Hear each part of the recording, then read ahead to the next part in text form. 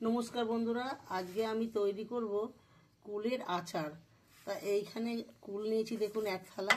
ভালো করে বুটাগুলো ছাড়িয়ে ধুয়ে নিয়েছি। এবার কুলগুলো আমি এক একটা করে সব এরমভাবে ভেঙে নেব, নিয়ে তারপরে আমি কুলের আচারটা তৈরি করা দেখাবো।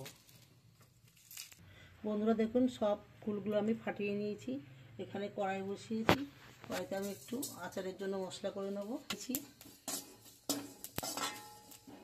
কটা জিরে দিয়ে দিচ্ছি।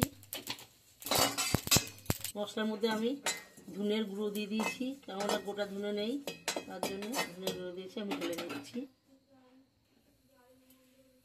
সামান্য একটু তেল দিয়ে দিচ্ছি, বেশি তেল দেবো না। ফাটানো কুলটা আমি দিয়ে দিচ্ছি।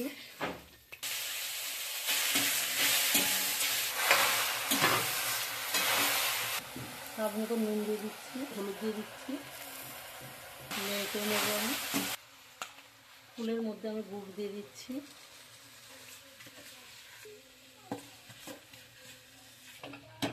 ফুলের মধ্যে যে গুড় দিয়ে দিয়েছি আমি, গুড়টা দিয়ে একটু ভালো করে জাল করে নিয়ে রান্না করে নেব।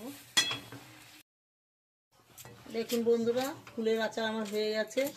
এবার আমি ফুলের আচারের যে মশলাটা করেছিলাম, মশলাটা দিয়ে দিচ্ছি ছড়িয়ে।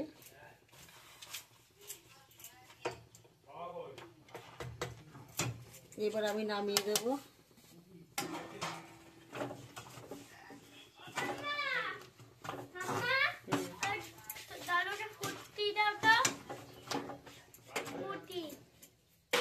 এবার আমি নামিয়ে দিচ্ছি এই ফুলের আচারটা।